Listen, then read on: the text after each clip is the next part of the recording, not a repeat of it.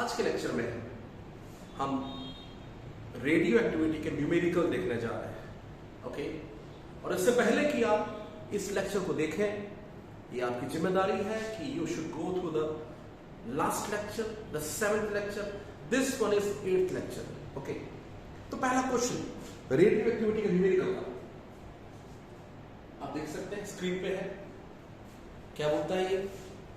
Radio active activity of a radioactive substance drops to 1/32 of its initial value in 7.5 hours. Find the half life. आप जानते हैं half life का क्या मतलब होता है? What is the meaning of half life? वो बखूबी आप जानते हैं। ओके, आप हाफ लाइफ का मतलब जानते हैं। हाफ लाइफ में क्या होता है? जो न्यूक्लियाई होते हैं उनके आधे डिके हो जाते हैं और आधे बचे हुए रहते हैं। Okay, in half life half of the radioactive isotope और radioactive nuclei remains alive and half of them are decade.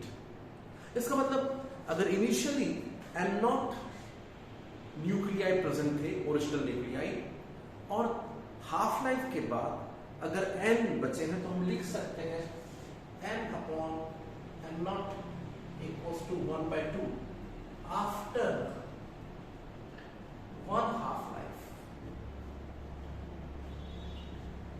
Okay, वैसे ही आप लिख सकते हैं n/n नॉट को क्या 1/2 square after 2 half life.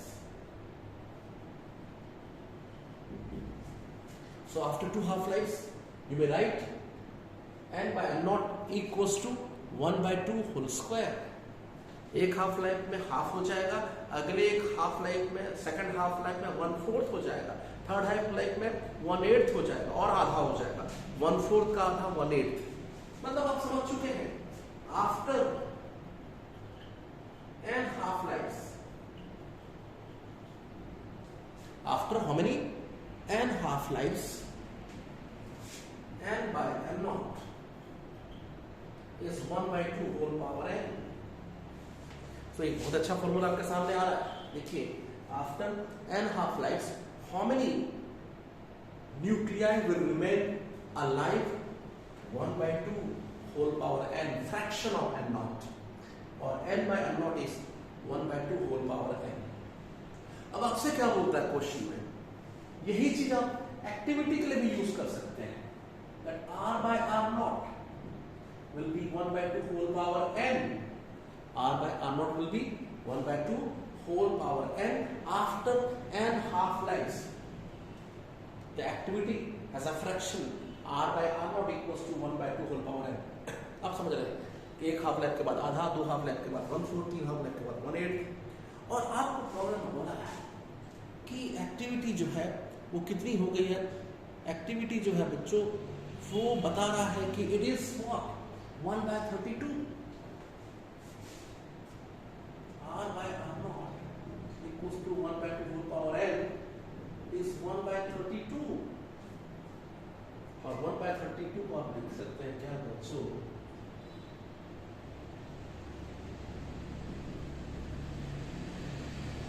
1/2 whole power 5। Means याद रखें, इस क्वेश्चन में 5 हाफ लाइफ्स गुजर चुके हैं, मतलब 7.2 hours is equal to 5 half lifes. तो टोटल टाइम क्या गुजरा? Total time must be equal to n into t half. Total time कितना गुजर गया बच्चों? 7.5 hours।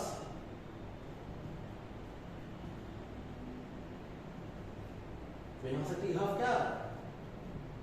1.5 hours। क्लियर? क्योंकि हम बता रहा है कि there are total as a whole 5 half lifes were spent already past, right? तो 5 हाफ लाइफ्स का समय गुजर चुका है, मतलब 7.5 जो है 5 हाफ लाइफ्स के बराबर है।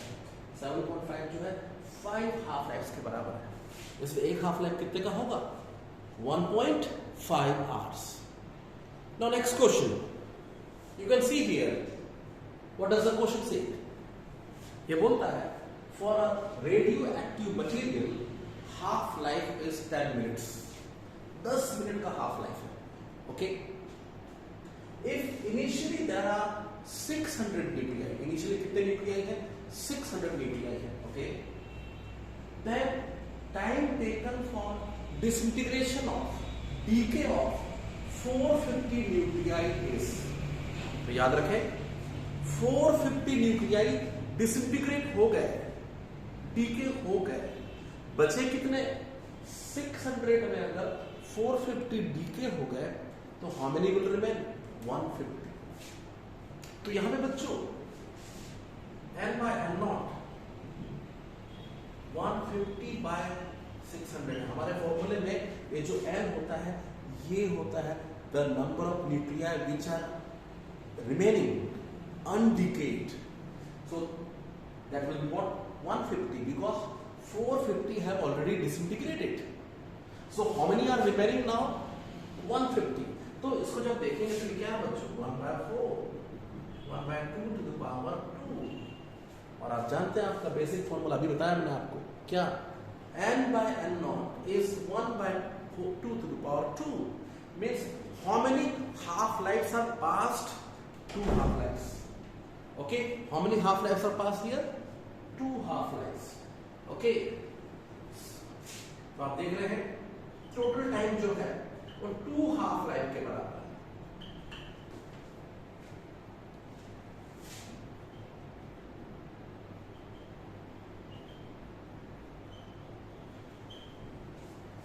ठीक है, तो चूंकि आपका n by n नॉट जो है 1/4 है, मतलब 2 बार हाफ हो गए हैं, बचे हुए nuclei which are undecayed are 1/4, means 2 half life गुजर चुके हैं.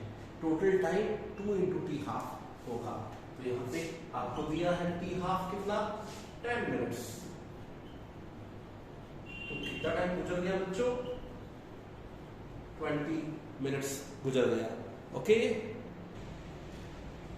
देखिए वैरायटी ऑफ क्वेश्चन आपके सामने आ रहे हैं, अलग अलग वैरायटी के क्वेश्चन आ रहे हैं. यहां पर देखिए क्या बोल रहा है. किसी सब्सटेंस का हाफ लाइफ जो है वो 30 मिनट का है. आपको बोलता है कि जब 40% डीके हो जाए, मतलब 60% बचे हैं, और उसके बाद जब 85% डीके हो जाए, तो 40% जब डीके हो चुके थे वहां से लेकर 85% जब डीके हो गए, 40% डीके होने के 85% डीके होने तक का जो टाइम है वो पूछ रहा है. The time taken between 40% decay and 85%. आप ध्यान दें कि जब 40% डीके होगा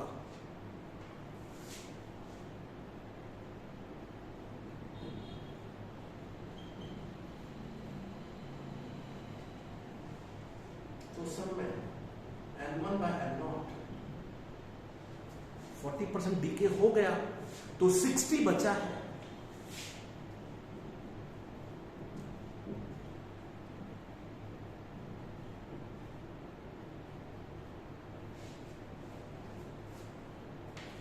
When 85%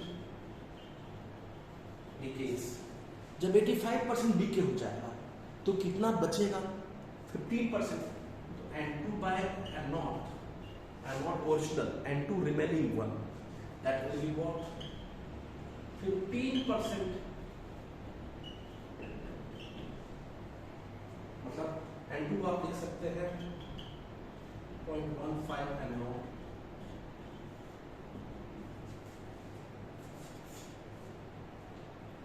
यहां से आपके सामने बहुत अच्छा रिजल्ट आ रहा है. देखिए क्या, अगर मैं इक्वेशन 2 को डिवाइड कर दूं इक्वेशन 1 से, n2 by n1, left hand side upon left hand side, 0.15 n naught, 0.6 n naught, 1/4, 50/60 हो गया, 1/4 that is half to the power 2, 2 half life गुजर गए। N1 से N2 होने में कितने हाफ लाइफ गुजर गए? 2 हाफ लाइफ पास्ट। तो 40% से 85 होने में N1 40% पे अनडिकेड है, N2 40% पे अनडिकेड है, N2 अनडिकेड है। N1 को हम बोल सकते हैं कि 40% के बाद जो बचे हुए हैं वो N1 है। N1 से डीके होके N2 बचने में, है ना, N1 क्या है? जब 40% डीके हो चुके थे तब का नंबर है, उसको इनिशियल मान लीजिए। तो 40 से N2 होने में, N2 मतलब 85% जब डीके होगा तो बचे हुए, तो उसमें यहां से यहां जाने में जो फ्रैक्शन आ रहा है वो आ रहा है 1/2 होल पावर 2। इसका मतलब क्या है कि 2 हाफ लाइफ गुजर गए, मतलब टोटल टाइम है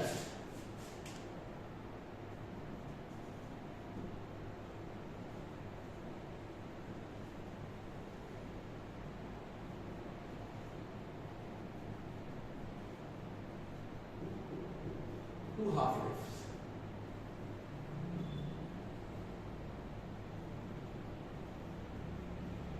हाफ लाइफ 30 मिनट्स का है,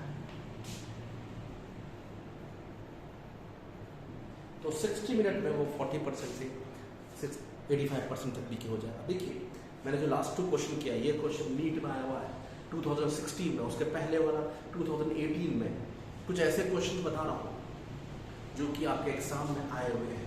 ओके, आगे बढ़ते हैं। बिल्कुल ऐसा ही क्वेश्चन एक जेई में भी आया था। ये क्वेश्चन आपके सामने जेई का लगा हुआ है। एक रेडियो एक्टिव सब्सटेंस है, हाफ लाइफ 20 मिनट्स बोल रहा है, T2 माइनस T1 निकालना बोल रहा है। T1 टाइम में 1/3 डीके हो गए, तो T1 टाइम पे 1/3 डीके, तो 1/3 डीके मतलब how many are remaining? 2/3।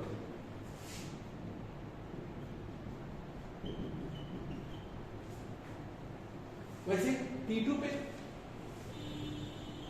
Problem देखें, at T2 2/3 of the nuclei has decayed, 2/3 DK हो गए, मतलब कितने बचे? 1/3।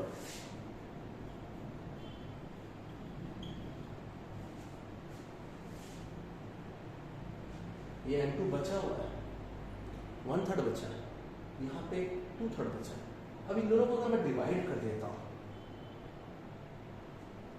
ओके, N2 by N1 कर देता हूं,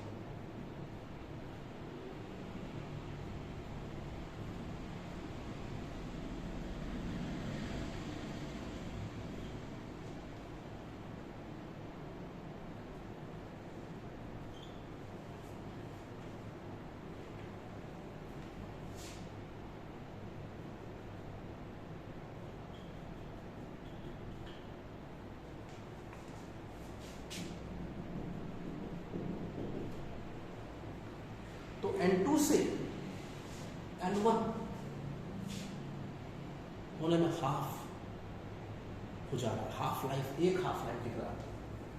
आफ्टर 1 हाफ लाइफ मतलब ये जो है 2/3 डीके हो गया, मतलब 1/3 बचे, 1/3 डीके हो गया मतलब 2/3 बचे। N1 पे T1 टाइम में 2/3 बचे हुए हैं और इस पे 1/3 बचे हुए, तो वहां से देखेंगे N1 by N2 जो है वो आ रहा है तुम्हारा क्या? हाफ। ठीक है, मतलब N1 से N2 हो जाने में, T1 से T2 हो जाने में हाफ आ रहा है, मतलब एक हाफ लाइफ गुजरा, एक हाफ लाइफ गुजरा, मतलब T2 माइनस T1 जो है वो हो जाएगा क्या तुम्हारा? It will be 1 half life 20 minutes. You got the point or not? बात आपको समझ आ रही है? T1 पे 2/3 बचे और T2 पे 1/3 बचे, मतलब यहां से दिख रहा है T1 से T2 में हाफ बचेंगे, 2 आ रहा है मतलब हाफ बचेंगे। ठीक है, N1 से N2 हो जाने में कितने बचेंगे? Just half will remain, half बचे, मतलब N1 से N2 हो जाने का जो टाइम है वो एक हाफ लाइफ है 20 मिनट्स। ओके, तो एक सिमिलर क्वेश्चन आया था जेई में भी इसे मैंने बता दिया। अब एक अगला क्वेश्चन देखिए, भी बहुत अच्छा क्वेश्चन है। क्या बोलता है क्वेश्चन, ध्यान से देखेंगे। A mixture consist of two radioactive materials A1 and A2 and their half lives are what, 20 second and 10 second respectively. Initially A1 has 40 gram of radioactive sample material, right? And it has a half life 20 second. And initially A2 has 160 gram of material, okay, which have the half life as what, 10 second. बोलता क्या है, the amount of two in the mixture will become equal. दोनों का initial mass अलग अलग है, कितने time के बाद दोनों सेम हो जाएंगे। तो देखिए इसके लिए ये जरूरी है कि जिसका हाफ लाइफ ज्यादा हो उसका मास कम होना चाहिए शुरू में, और जिसका हाफ लाइफ कम है, जैसे इसका 10 सेकंड है, तो उसका मास ज्यादा होना चाहिए, तभी ये पॉसिबिलिटी होगी। क्योंकि हाफ लाइफ कम होगा तो जल्दी जल्दी डीके होगा। तो देखिए आप यहाँ पर जो सेकंड A2 है उसका अमाउंट ज्यादा है, उसका हाफ लाइफ कम है। तो अगर हम बात करते हैं A1 की, जिसका इनिशियल 40 ग्राम है, एक हाफ लाइफ के बाद, ये हाफ के बाद मतलब 20 सेकंड के बाद ये 20 ग्राम हो जाएगा। फिर अगले टी हाफ मतलब 40 सेकंड के बाद 20 + 20 इसका हाफ लाइफ है। एक 20 सेकंड के बाद आधा हो जाएगा, अगले और 20 सेकंड में और आधा हो जाएगा, 20 का 10 सेकंड। फिर टी हाफ के बाद मतलब 60 सेकंड के बाद 5 ग्राम, 10 ग्राम से और आधा 5 ग्राम हो जाएगा। चलिए बात करते हैं A2 की। A2 का क्या होगा, ज्यादा अमाउंट है तो क्या हो जाएगा, 10 सेकंड में 160 से 80 और 20 सेकंड में क्या हो जाएगा, 40 ग्राम हो जाएगा। 160 एक हाफ लाइफ में, 80 अगले एक हाफ लाइफ में, 80 से आधा 40। क्योंकि देखिए अगले 20, इसका 20 सेकंड और इसका 20 सेकंड, इसके 20 सेकंड में दो हाफ लाइफ हो गए, दो हाफ लाइफ में मतलब 1/4 हो जाना है, 160 से 40 ग्राम। फिर अगले 20 सेकंड में फिर से दो हाफ लाइफ है, इसका 10 सेकंड हाफ लाइफ है, तो एक हाफ लाइफ तक 40 से 20 हो जाएगा, और एक हाफ लाइफ में वो क्या हो जाएगा, 20 से 10, तो दो हाफ लाइफ में 1/4 हो जाएगा, 10 ग्राम। तो आप देख रहे हैं कि 40 सेकंड के बाद दोनों का अमाउंट इक्वल हो जा रहा है। तो उस तरीके से आप सीरीज बना के भी देख सकते हैं, इस क्वेश्चन को सॉल्व कर सकते हैं। तो कितने टाइम के बाद दोनों इक्वल हो गए, आफ्टर 40 सेकंड, क्योंकि 40 सेकंड में इसके दो हाफ लाइफ थे तो 1/4 हुआ, और यहाँ पे 40 सेकंड में इसके जो है 4 हाफ लाइफ हो गए। 4 हाफ लाइफ मतलब 1/16 हो गया, तो 160 का 1/16 10 ग्राम।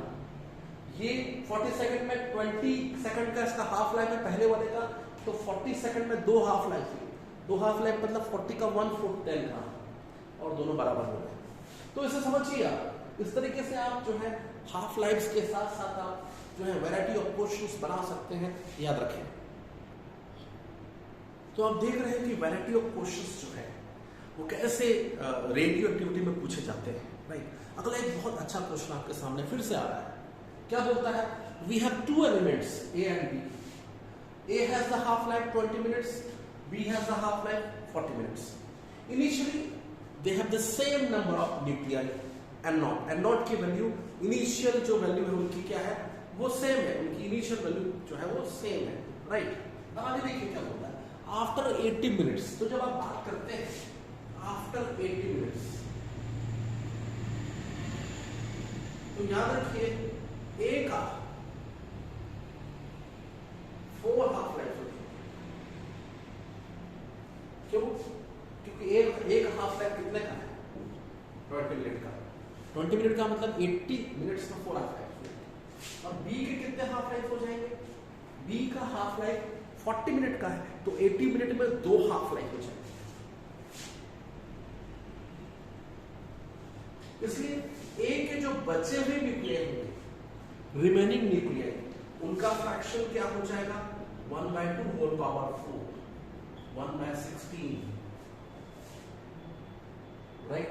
और बी का 40 मिनट 80 मिनट के बाद देख रहे हैं हाफ लाइफ 40 मिनट का है, मतलब 2 हाफ लाइफ बी के लिए 2 हाफ लाइफ हो गए। और 2 हाफ लाइफ के बाद बी के जो न्यूक्लियाई का फ्रैक्शन जो कि अनडिकेड रहेगा, डिकेड नहीं, कौन सा अनडिकेड रहेगा, वो क्या हो जाएगा बच्चों 1/2 और पावर 2 1/4। ऐसा क्यों? क्योंकि पहले का हाफ लाइफ 20 मिनट्स का है, तो 80 मिनट में 4 हाफ लाइफ हो गए, कितने बचेंगे, how many will remain undecayed, Na/N0 is 1/2 whole power 4, 1/16। और वहां पे 2 हाफ लाइफ हो रहा है, क्योंकि इसका 40 मिनट्स का हाफ लाइफ है, 80 मिनट में 2 हाफ लाइफ हो रहा है, तो वहां में 2 हाफ लाइफ मतलब 1/4 बचेंगे Na/N0। लेकिन आपको वहां पे जो पूछ रहा है, थोड़ा घुमा के पूछा है, आपको ये नहीं पूछ रहा है कितने बचे हैं उनका रेशियो, वो बोलता है जो डीके हो गया है, डीकेड न्यूक्लियाई का, तो डीकेड जो है वो क्या हो जाएगा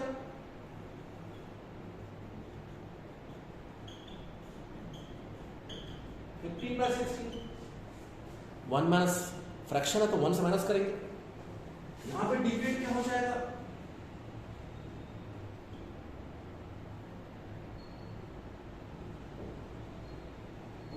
ये ना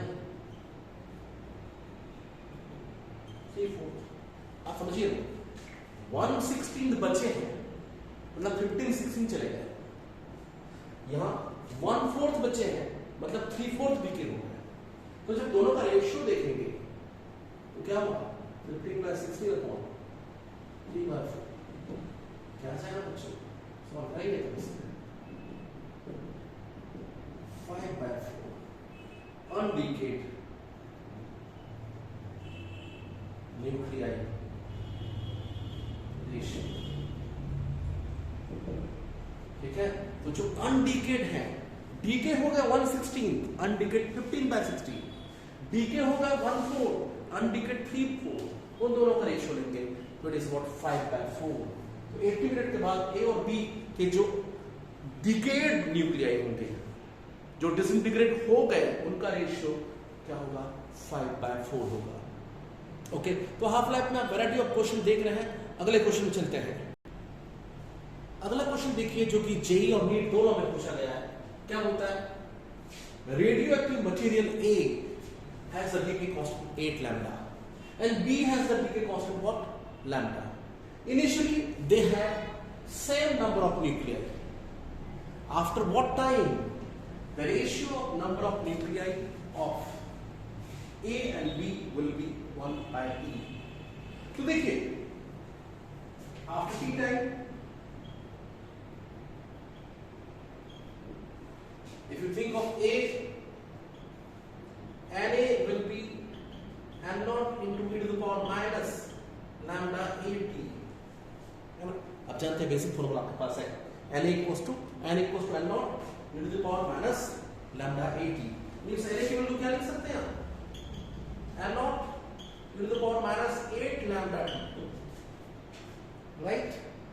And after the time t, what will be the value of b?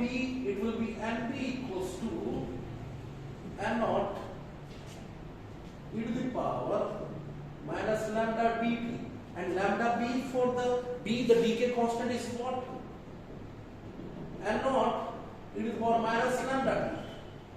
Okay, और यहां से हम देखें Na by Nb क्या हो जाएगा, डिवाइड करें Na n0 e to the power minus lambda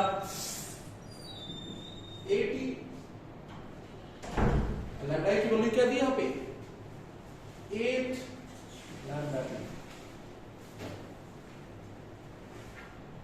what is NB there, NB की वैल्यू क्या है, what is NB, n0 e to the power minus lambda t, lambda b is lambda। और ये जो वैल्यू है बता रहा है 1/E, प्रॉब्लम में दिया हुआ है। After what time Na by Nb is equal to 1/E, solve करेंगे तो क्या हो जाएगा ये e to the power minus 8 lambda t upon e to the power minus lambda t is 1 by e. Okay, ये फर्दर क्या मिलेगा आपको, ऊपर जाएंगे तो it will be what, e to the power minus 7 lambda t is e to the power minus 1. Power सिक्वेट कीजिए, 7 lambda t is my 1. So here t will be equal to 7 lambda. So after what time? The ratio of nuclei will be what? 1 by e after 1 upon 7 lambda time. तो आप देख रहे हैं कि कैसे variety of questions जो है radio activity में बन रहे हैं. आप 1 by 1 इन चीजों को देखते जाएं. ओके, नेक्स्ट क्वेश्चन देखिए क्या बोलता है. A sample of radioactive element has mass 10 gram at t equals to 0. तो इनिशियली कितना वहां पे मास है उस सैंपल का? 10 ग्राम. ओके, बोलता है what will be the approximate mass of this element after 2 mean lives. Okay, 2 mean life के बाद जो है कितने उसका मास बचेगा. हमको अच्छे से मालूम है कि जो है number of nuclei after t time, how many nuclei remain undecayed after t time, n equals to n nought to the power minus lambda t. तो देखिए ये नंबर ऑफ न्यूक्लियाई के लिए रूल फॉलो आपको अच्छे से मालूम है. ठीक है कि after t time how many nuclei will remain undecayed, कितने न्यूक्लियाई बचे रह जाएंगे, n equals to n nought to the power minus lambda t. तो देखिए अगर नंबर ऑफ न्यूक्लियाई जो है जितने बचेंगे, मास भी उसी रेशियो में बचेगा, क्योंकि टोटल मास होता है किसी सैंपल का, किसी रेडियोएक्टिव मटेरियल का जो टोटल मास है वो किसके कारण होता है? नंबर ऑफ न्यूक्लियाई के कारण. तो नंबर ऑफ न्यूक्लियाई जिस तरीके से क्या होंगे, रिलेट होंगे, बिल्कुल वैसे ही जो है याद रखें मास भी रिलेट होगा.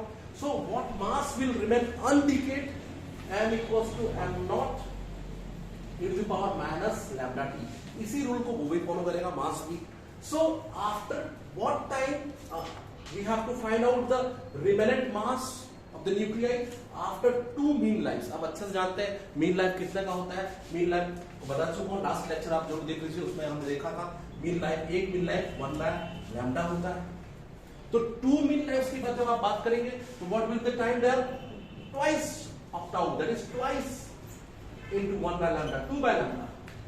तो उसने एक्चुअली पूछा है कि कितने मीन लाइफ्स, 2 मीन लाइफ के बाद जो है कितना मास जो है वो अनडिकेड रहेगा. तो मास के लिए भी सेम फार्मूला यूज कर रहे हैं जो न्यूक्लियाई के लिए होगा.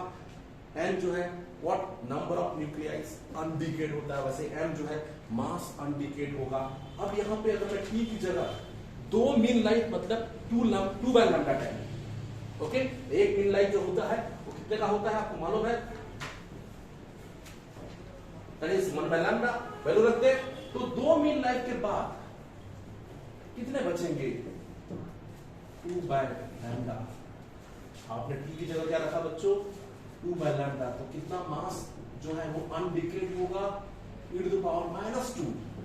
और आप बहुत अच्छे से जानते हैं कि ये एक्सपोनेंट की वैल्यू कितनी होती है? m not upon 2.718 square. ठीक है, और आप अच्छे से जानते हैं, मैंने आपको पढ़ाया है पिछले लेक्चर देखिए आप, उसमें हमने देखा था कि 1 अपॉन 2.718 जो होता है, 1 अपॉन 2.718 जो होता है वो कितना होता है? 0.368. आपको याद रखना पड़ेगा. और 1 by e स्क्वायर करेंगे तो ये वैल्यू होती है कितनी? 0.135 m नॉट. याद रहेगा 1 by e स्क्वायर, बल्कि याद रखिए आप 1 by e जो है, एक 1 by e की जो वैल्यू होती कितनी होती? 0.368, क्योंकि वो डीके कांस्टेंट में यूज हुआ है. डेफिनेशन में आप देखिए पिछले लेक्चर. ओके, फिर आप देखिए e square, 1 by e square की वैल्यू क्या आ रही? 0.135. आपके लिए काम का आएगी. तो दो यहां पर देखिए 2 हाफ लाइफ के बाद कितने बच रहे हैं? m not upon e square. e square की वैल्यू रखा करिए दैट मच. तो यहां से जब मैं वैल्यू रख दूंगा m नॉट की 10 ग्राम, इनिशियली वहां पे 10 ग्राम थे, तो याद रखें 2 हाफ लाइफ के बाद कितना बच रहा है बच्चों? 1.35 gram. That much radioactive material will remain what? Undecayed. Okay? देखिए अगला क्वेश्चन बहुत ही सिंपल है. वैसे आपने सीखा क्या है?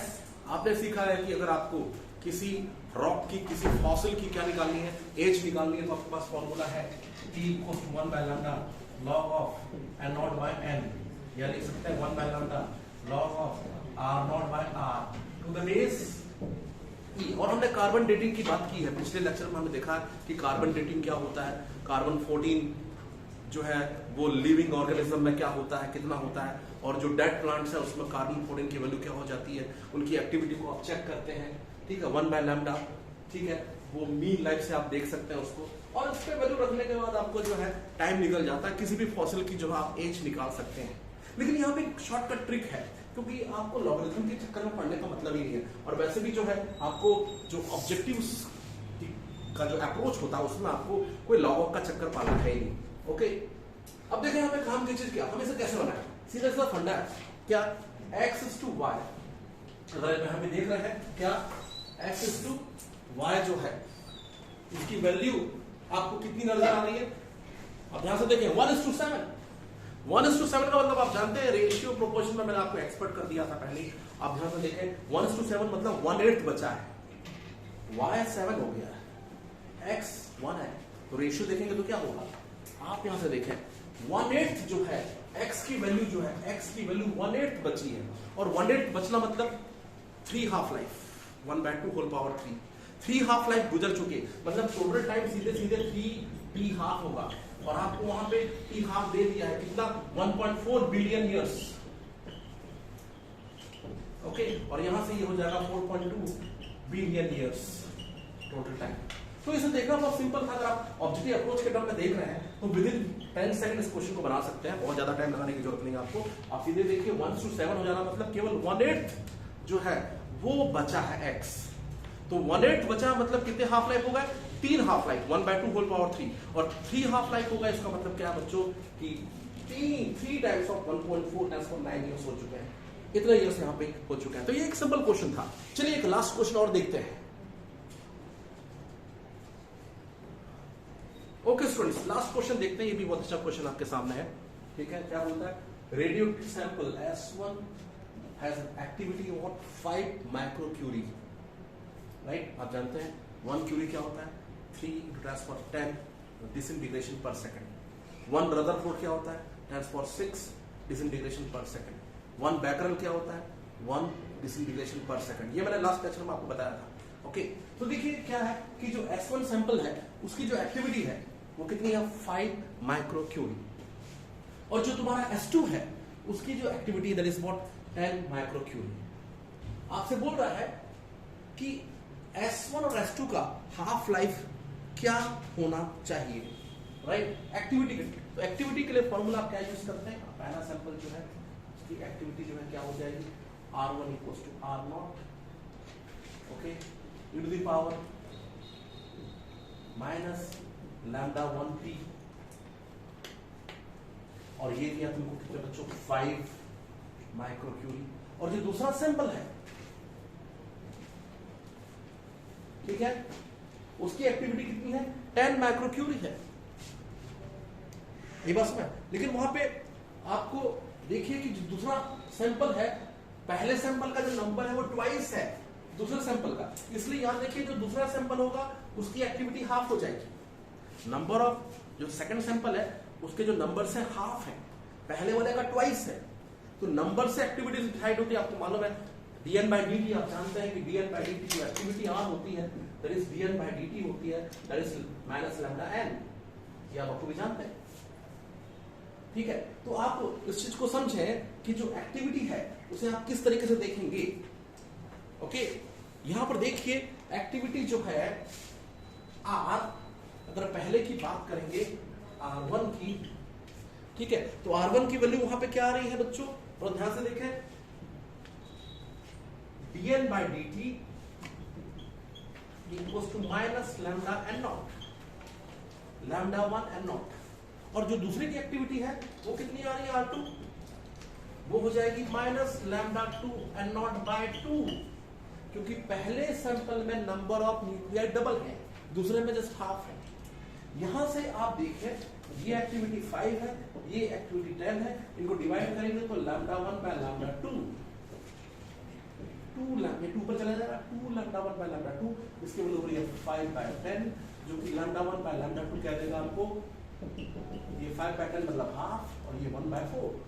तो इस डेटा से जो आपको दिया है उससे आपको क्या पता चल रहा है कि what is lambda 1 upon lambda 2। तो ध्यान से देखिए, एक्टिविटी क्या होती है, रेट ऑफ डिसइंटीग्रेशन, और रेट ऑफ डिसइंटीग्रेशन जो है वो लैम्डा एन होता है, आपको अच्छे से मालूम है। तो पहले सैंपल की जो एक्टिविटी है जो कि dn बाय dt है वो माइनस लैम्डा 1 एन नॉट होगी, वहीं दूसरे सैंपल की एक्टिविटी क्या हो जाएगी, minus lambda 2 N naught by 2, क्योंकि जो सेकंड सैंपल है उसमें आधे, first has the twice number of nuclear होता है, मतलब second has what, half nuclear and naught by 2। अब इन दोनों को डिवाइड किया तो इससे आपको लैम्डा 1 बाय लैम्डा 2 निकल गया। लेकिन निकालना आपको क्या है बच्चों, आपको निकालना half life, t half of first sample upon t half of what, second। और आप जानते हैं t half क्या होता है, 0.693 by lambda 1 upon 0.693 by lambda 2, that is lambda 2 by lambda 1। और सॉल्व करेंगे तो क्या आ जाएगा, लैम्डा 2 बाय लैम्डा 1 इज 4:1। तो उनकी एक्टिविटी का जो रेशियो है वो क्या आ रहा है बच्चों, 4:1 आ रहा है। तो देखिए आप यहाँ पर एक्टिविटी से जो है किस तरीके से हाफ लाइफ को निकाल सकते हैं। तो हाफ लाइफ के मामले में आपने कई जो है सैंपल ऑफ क्वेश्चंस, कई वैरायटी ऑफ क्वेश्चंस देखे हैं, राइट। तो ये रेडियो एक्टिविटी के लिए काफी होगा इसका देखना आपके जेई और नीट के पॉइंट ऑफ व्यू से। नेक्स्ट लेक्चर में जो हम देखेंगे न्यूक्लियर डेंसिटी, ओके, क्या होती है, न्यूक्लियर रेडियाई क्या होता है, मास डिफेक्ट क्या होता है, ठीक है, बाइंडिंग एनर्जी क्या होती है, बाइंडिंग एनर्जी पर न्यूक्लियन का जो ग्राफ है उसे देखेंगे, न्यूक्लियर फिशन, न्यूक्लियर फ्यूजन, इन सब टॉपिक पे जो है लास्टली हम बात करेंगे, ओके।